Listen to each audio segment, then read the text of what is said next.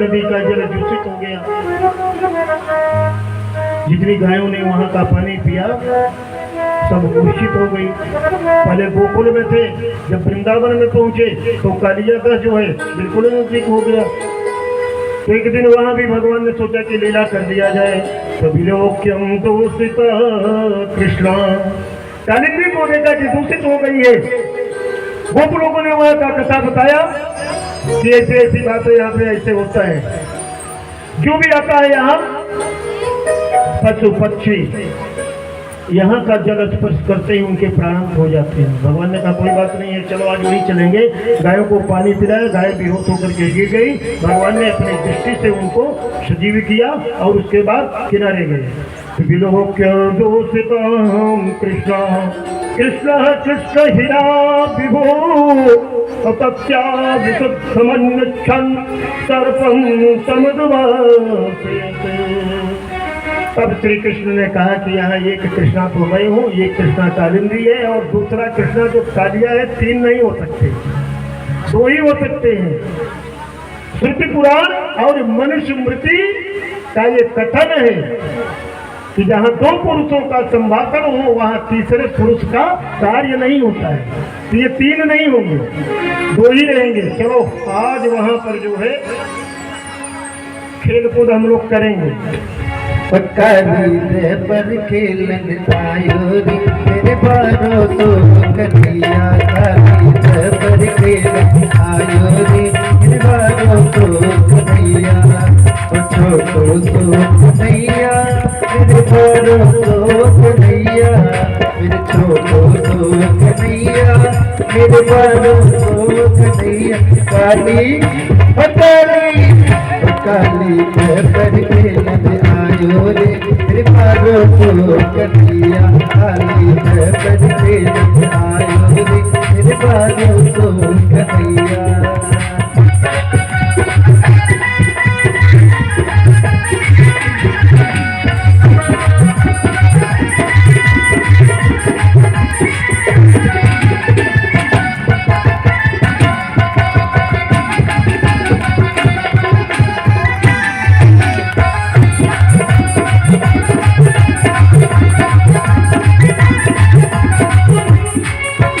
काहे की पटकेंद बनाई काहे का डंडा लायो रे। काहे की पटकेंद बनाई काहे का डंडा लायो रे। काहे की पटकेंद बनाई काहे का डंडा लायो रे। मेरे बारों को कन्हैया मेरे छोटों को कन्हैया। काली काली पर खेलन आयो रे मेरे छोटो को कन्हैया। काली पर खेलन आयो रे मेरे छोटो को कन्हैया।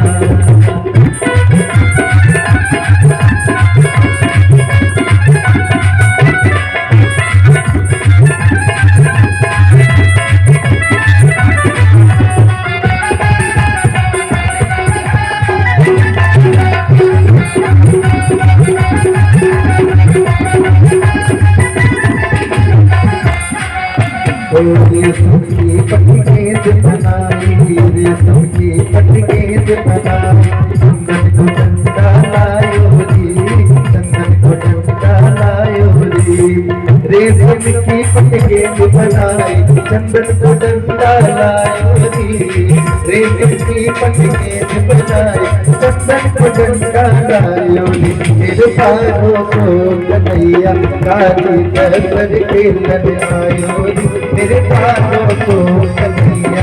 काली पर खेलन आयो मेरे बारों को कन्हैया। मेरे छोटों को कन्हैया मेरे बारों को कन्हैया।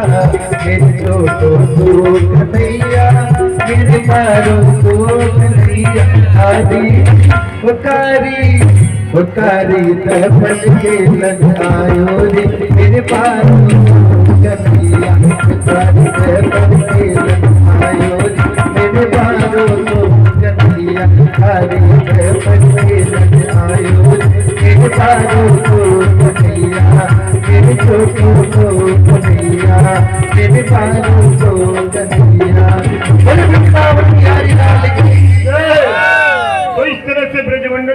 भगवान की बड़ी अच्छी अच्छी लीलाएं चल रही है। अब कालिया को भी ठिकाने लगाना है प्रभु को, तो श्री दामा की गेंद को खेल खेल में काली दह में फेंक दिया। गेंद गिर गया। गेंद ले आना भी जरूरी है, बच्चों का गेंद गिर जाए अगर तो फिर बड़ी समस्या खड़ी हो जाती है। भगवान ने कहा चिंता मत करो, मैं पीछे पर चढ़ गए, बोले यहाँ से पहले देखता हूँ कहाँ तक गई हुई है, उसके बाद जाके ले आऊंगा। सारे ग्वाल वाल चिल्लाने लगे कन्हैया गिरना नहीं, गिर नहीं जाना, यहाँ जो गिरता है वो बचता नहीं है। कन्हैया ने कहा बिल्कुल गिरूंगा नहीं, तुम लोग चिंता मत करो। और समय देख करके सीधे छलांग मार दिया, चले गए अंदर। सारे जितने दोस्त थे ग्वाल वाल सब परेशान। श्यामाल वृद्धवनिता सर्वेन्द्र पशुवृत्तय निर्जगमो पुरादीना कृष्ण दर्शन लालसा। अब दौड़ करके गए गांव में, बताओ कन्हैया कालीदह में गिर गया। सब कृष्ण को देखने के लिए दौड़े चले आ रहे हैं। क्या हो गया, क्या हो गया, कन्हैया गिर गया, कहाँ गिर गया, कालीदह में गिर गया, कैसे गिर गया, क्यों गिरा, तमाम सवालों का जवाब पूछते पूछते वहां सब पहुंच गए। भगवान पहुंच गए काली के पास में। सो रहा था, आराम से सोया हुआ था। नाग पत्नियां जाग रही थी, ऐसा बालक कभी देखा ही नहीं था। आ गई तुरंत कन्हैया के पास में, अरे बेटा तू कहाँ से आ गई। भगवान की खूबसूरती का वर्णन कई बार हो चुका है।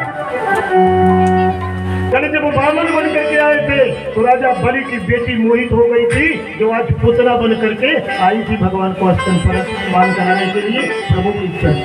कल मैंने बताया था खरदूषण का वध जब हो रहा था तब उन्होंने यही चीज कहा था कि जपे भागिनी, जपे भागिनी तिन्हे कुरूपा पथनायक नहीं पुरुष अनुपा। जपे भागिनी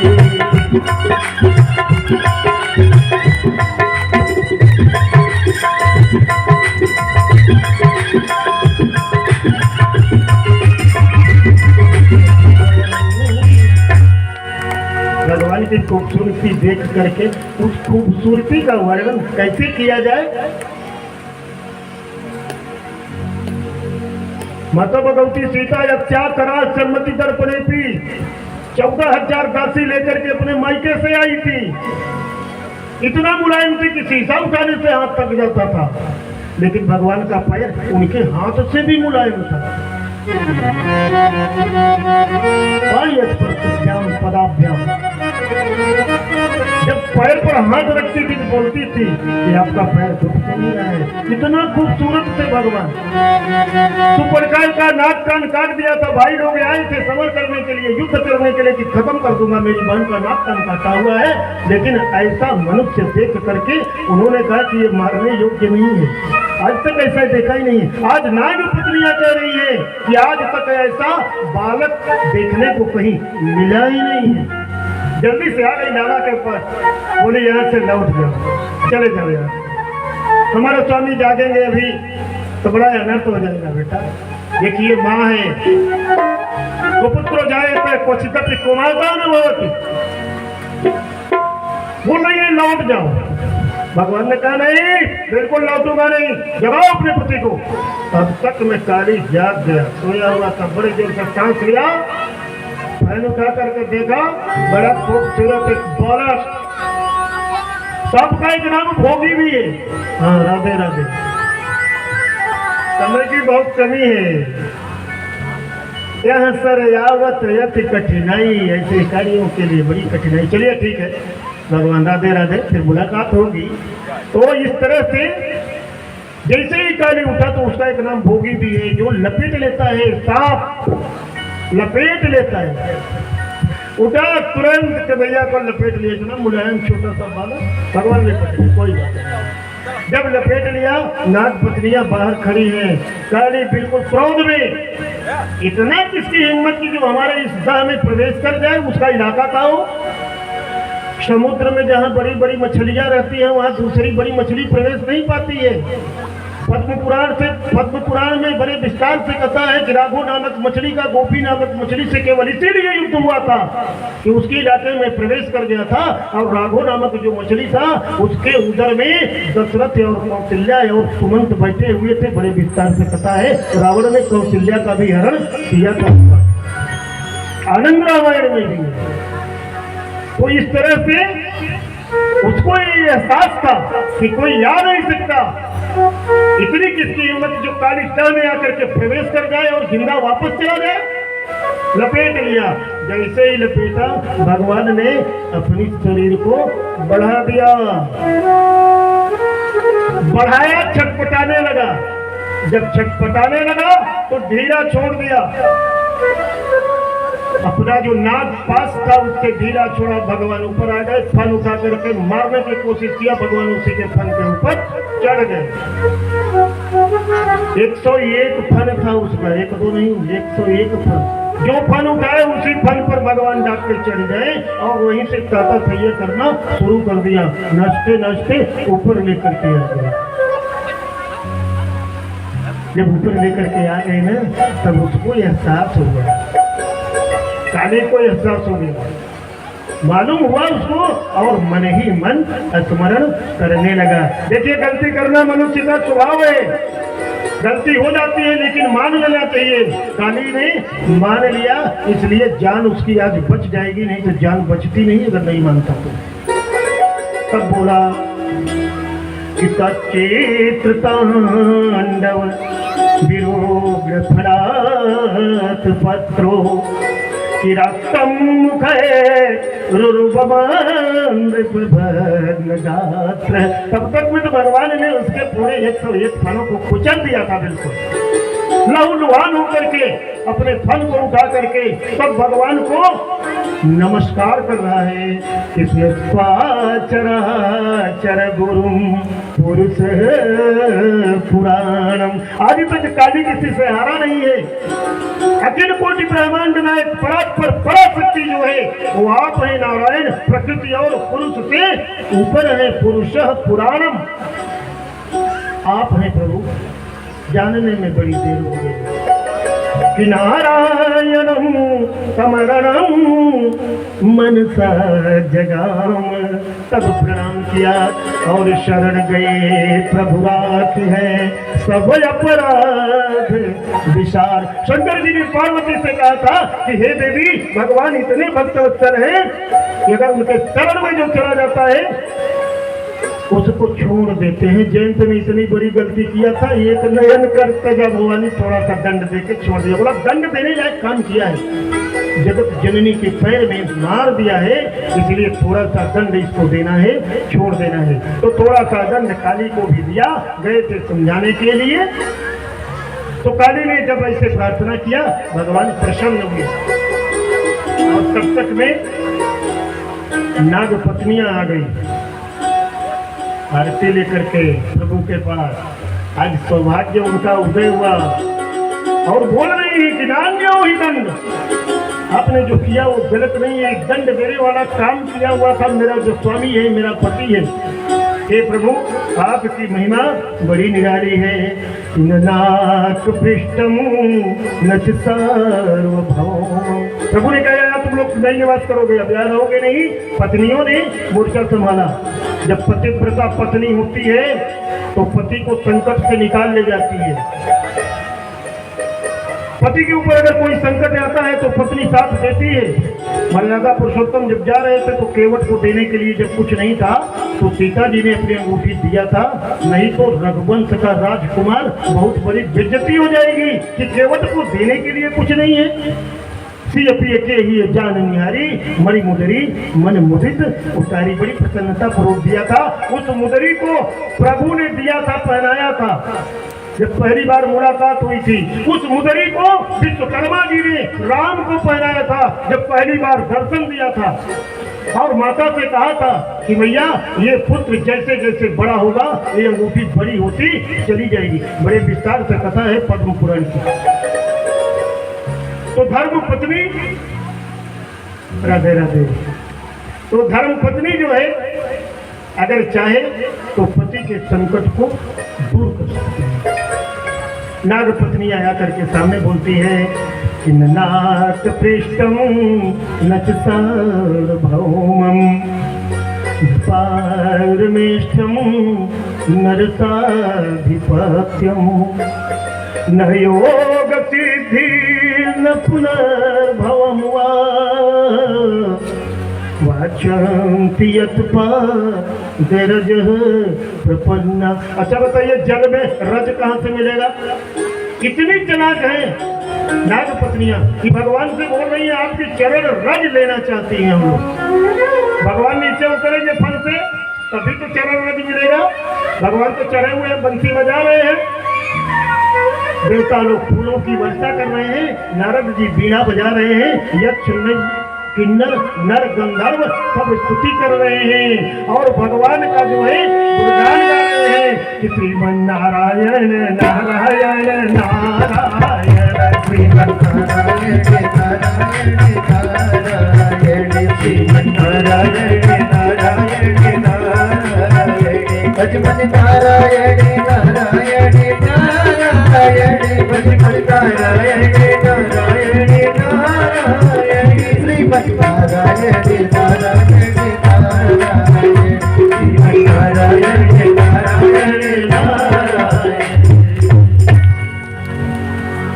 भगवान सबको अब बता देना चाहते हैं कि मैं जिस कार्य के लिए आया हूँ, यदा यदा हि धर्मस्य ग्लानिर्भवति भारत अभ्युत्थानम् अधर्मस्य तदात्मानं सृजाम्यहम् परित्राणाय साधूनां विनाशाय च दुष्कृताम् धर्म संस्थापनार्थाय संभवामि युगे युगे। देवताओं को बता दिया, ब्रह्मा जी को पहले बता दिया था, माता जी को मुंह खोल करके विश्व का दर्शन करा दिया था। आगे की कथा में सबको बताएंगे धीरे धीरे। जान जाओ जल्दी से जल्दी।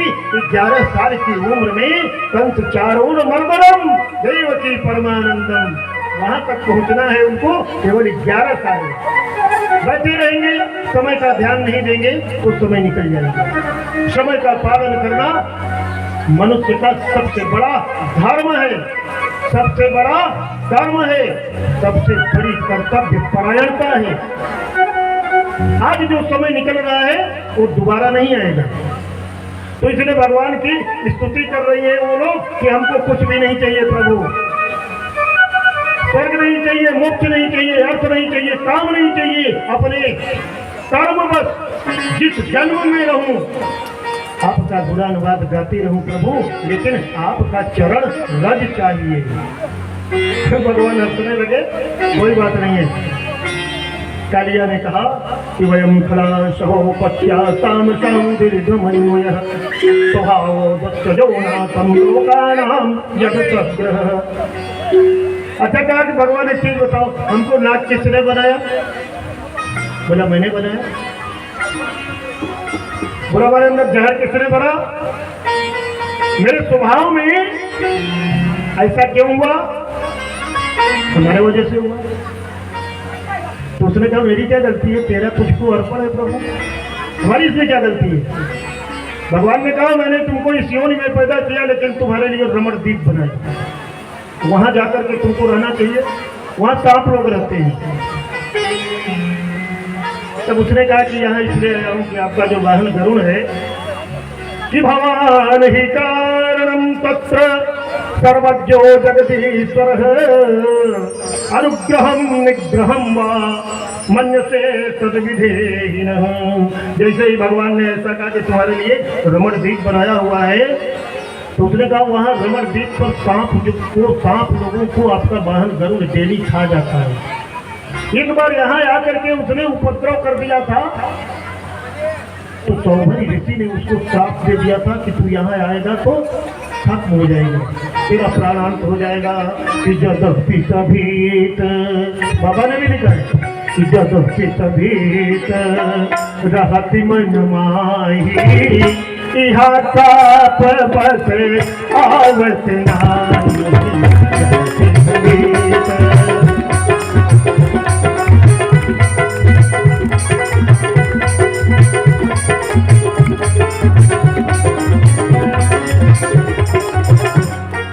यहाँ सांप के कारण आपका वाहन जरूर आता नहीं है। अपने परिवार की सुरक्षा को दृष्टि में रखते हुए नारायण मैं यहाँ निवास करता हूँ। बोले यहाँ क्या हुआ? यहाँ सांप बसे होत रहे। यहाँ आकर के उत्पात करता था कि कृपा विश्व गरुड़ो यदि, यहाँ अगर गरुड़ प्रवेश कर जाएगा तो मत्सान सिखादती असत्यै प्राणैर्विजयुज्येत सत्यमेतद् ब्रवीम्यहम्। प्रभु ये सत्य बता रहा हूँ, सौरभ ऋषि के श्राप की वजह से यहाँ पे तपस्या कर रहे थे, आकर के उद्दंडता किया, मछलियों को खाना प्रारंभ किया। उन्होंने श्राप दे दिया कि आज के बाद तू यहाँ आएगा तो तेरा अंत हो जाएगा, इसलिए नहीं आता है। भगवान ने कहा कि तुम्हारे सिर पर मैं अपना पैर रख दिया हूँ। कल के प्रसंग में ये आया था कि बलि के सिर पे पैर रखा था, लेकिन कालिया नाग के सिर के ऊपर रखा जरूर, लेकिन वो नाग योनि में है और पानी के नीचे रखा। तो तुम्हारे लिए रमणदीप बनाया है। अब यहाँ से तुम प्रस्थान करो, वहाँ चले जाओ। भगवान की बड़ी कृपा हुई और बड़ा जो है वो सुबह प्रसन्न हुआ। आरती करके वहाँ से प्रभु का चरण बंदन करके निकल पड़ा। अब कथा और निर्णायक मोड़ पर आ गई, शरद ऋतु आ गई है, नया काम शुरू होगा। जो परम भागवत है, जो भक्त लोग हैं, अब भगवान एक बार अपना स्वरूप का परिचय कराएंगे। पहली बार बंसी बजाकर स्वच्छ जलम, जब शरद आता है उसके बाद में नंबर आएगा। जब शरद ऋतु आती है तो जो बरसात का मटमैला जो पानी है वो स्वच्छ हो जाता है। कि पद्माकर सुगंधिराम, कमल फूल जितने भी प्रकार के पुष्प हैं वो सब फूल जाते हैं। आइए पुष्पो जी, बिल्कुल वेलकम, स्वागत है।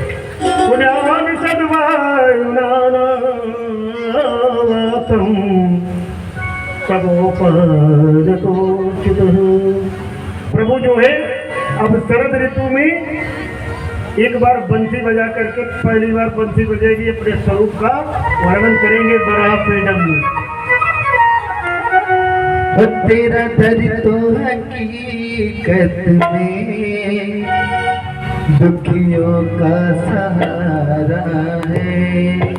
सभी ताली बजाएंगे तो भजन होगा ना, फिर महाराज की कथा सुनाएंगे।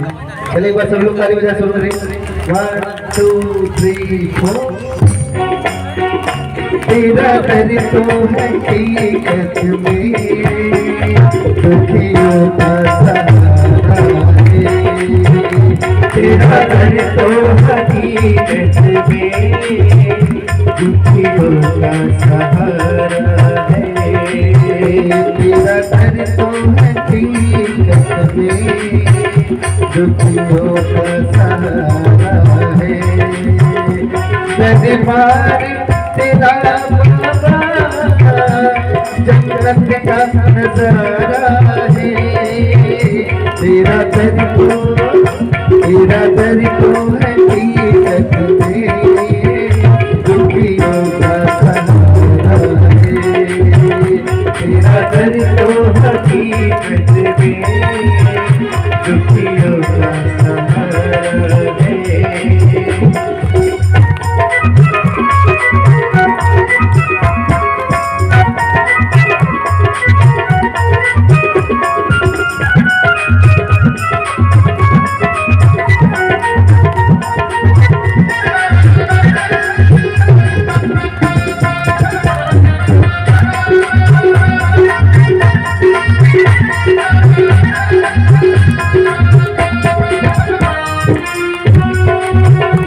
बिगड़ी हुई तकदीरें पल भर में बनाते हो।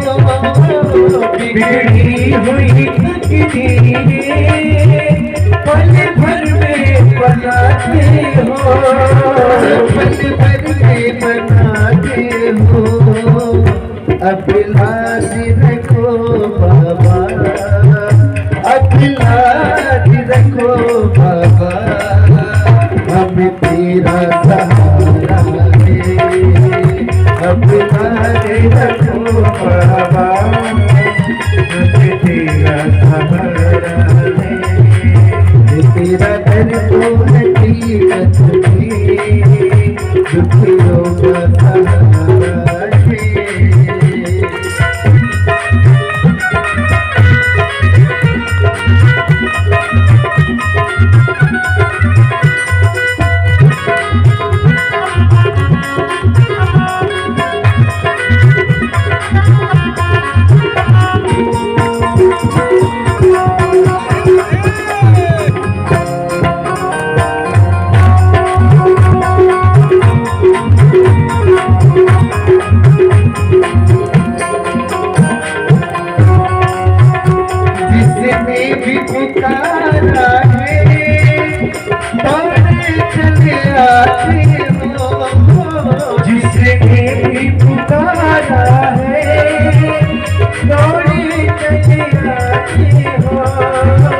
जिसने भी पुकारा है तारे चले आते हो।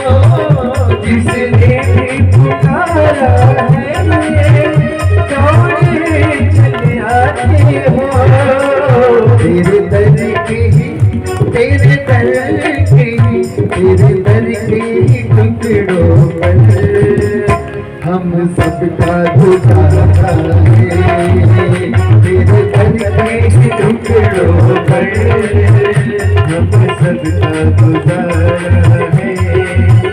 तेरे पार तेरा बाबा जन्नत का नजारा है। तेरे पार तेरा बाबा जन्नत का नजारा है। तेरा दर तो तेरा दर तेरा दर तो हकीकत में दुखियों का सहारा है। तेरा दर तो हकीकत में दुखियों का सहारा है। दुखियों का सहारा है।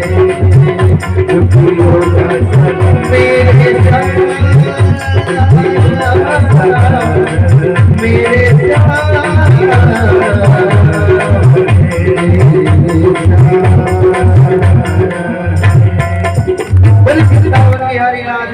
जय हो।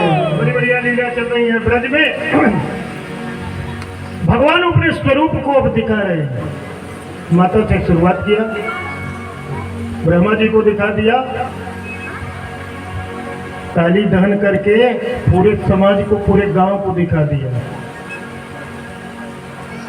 अब नंबर आया गोपिकाओं का। अब दसम स्कंद के 21 अध्याय के 5 नंबर में पहुंच गए हैं इस श्लोक में, जो सबसे बढ़िया श्लोक माना जाता है कि बरहापीडम। बंसी बजा रहे हैं, पूरे संसार को दिखाना चाहते हैं अब कि बरहापीडम नटवर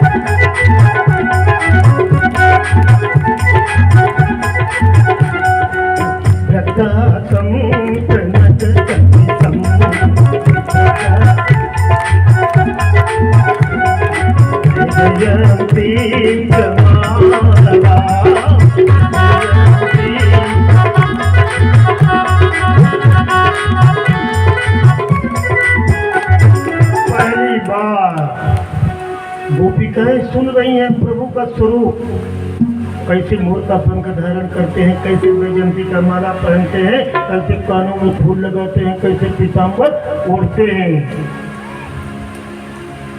ध्यान सबका किसके ऊपर है? बंसी के ऊपर। भगवान बोले ना, खड़े हो गए,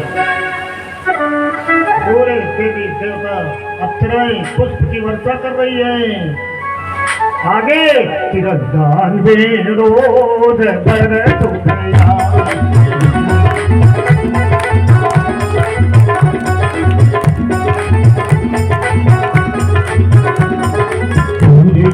सूर्य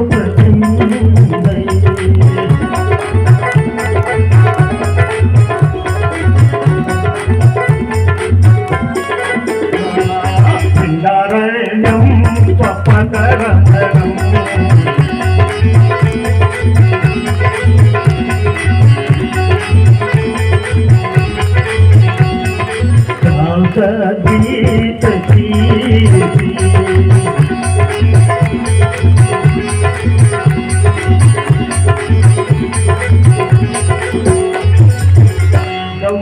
चरा करके जब आते हैं दिन चपा मध्य गतई वो संध्या हो जाती है, दिन डूब जाता है, रात होती नहीं है। उसका मतलब होता है दिन चपा मध्य गतई संध्या, संध्या का समय। गायों के खुर से धूल जो उड़ती है वो शरीर पर पड़ती है, फिर भी शोभा इतनी बढ़ जाती है। बाल बाल प्रभु का यज्ञदान करते हुए ब्रजमंडल में प्रवेश कैसे करते हैं? कौन सुना? जो परम भक्त थे, जो परम भागवत थे, वहां पर जो गोपी का रूप धारण करके आए थे, उनके कान में आवाज गई, भरत सरिस को राम सनेही, जग जप राम राम जप देही।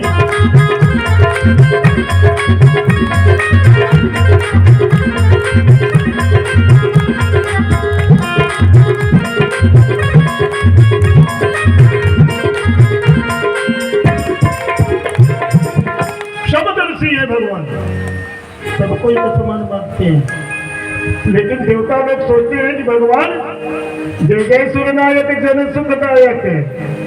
सूर्यनायक बोलते हैं, ब्रह्मांड नायक नहीं बोलते, बोलते हैं देवताओं के मालिक है भगवान। लेकिन भगवान ऐसा नहीं, समदर्शी है।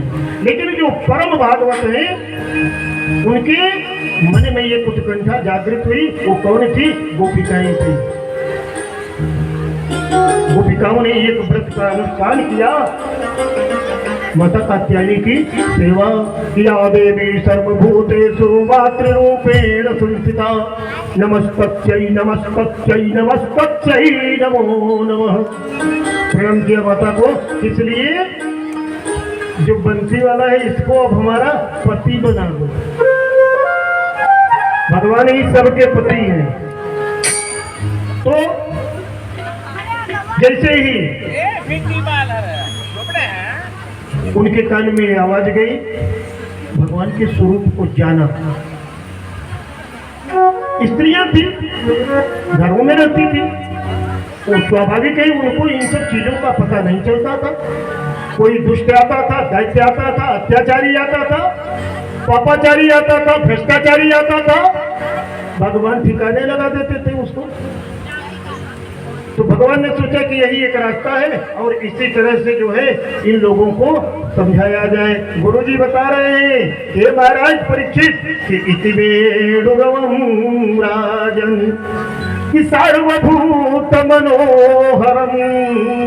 इस तरह से बंसी बजाया माधव ने, जो सबको बहुत अच्छी लगी। माता कात्यायनी की सेवा करने के लिए